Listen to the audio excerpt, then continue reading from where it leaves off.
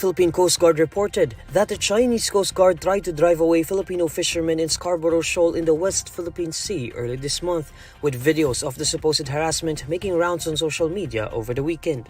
In a social media post, PCG spokesperson for the West Philippine Sea, Commodore J. Trillanes, said the videos were taken by Jack Tabat, a fisherman from Zambales who was aboard the fishing boat Legendary Joe when the incident took place.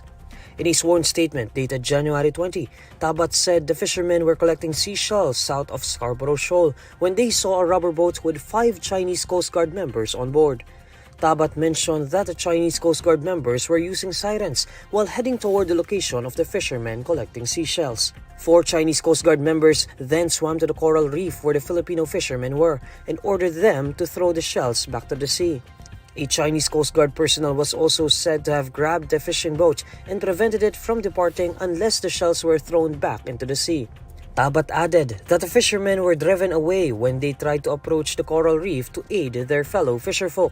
According to Trillanes, the Philippine Coast Guard will document the incident and ask the Filipino fishermen to submit their affidavit or sworn statements. In a radio interview on Monday, Trillanes said it is up to the Department of Foreign Affairs to decide if the latest harassment in Scarborough Shoal would merit a diplomatic action.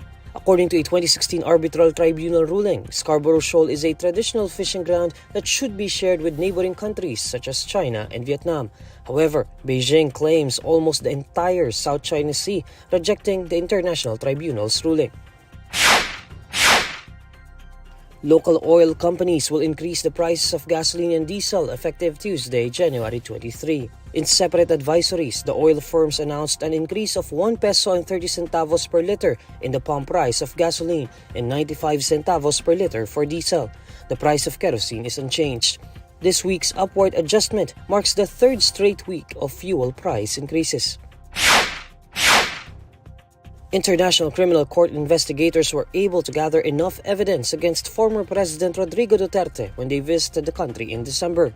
This, according to a Philippine Daily Inquirer report citing former Senator Antonio Trillanes IV.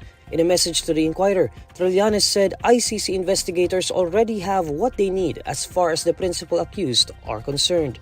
The principal respondents in the Crimes Against Humanity case pending before the Hague-based court include Duterte and former Philippine National Police Chief, now Senator Bato de la Rosa. In a media forum, Trillanes said a warrant of arrest could come very soon, citing what he called inside information. According to Duterte's former spokesperson Harry Roque, no amount of evidence can give the ICC jurisdiction over the Philippines, insisting that the preliminary investigation was authorized long after the country's withdrawal from the court. In June 2017, then-Senator Trillanes and Magdalo Party List Representative Gary Alejano filed a supplemental communication with the Hague-based ICC asking it to investigate Duterte. According to official government tallies, Duterte's anti-drug campaign left at least 6,000 people dead.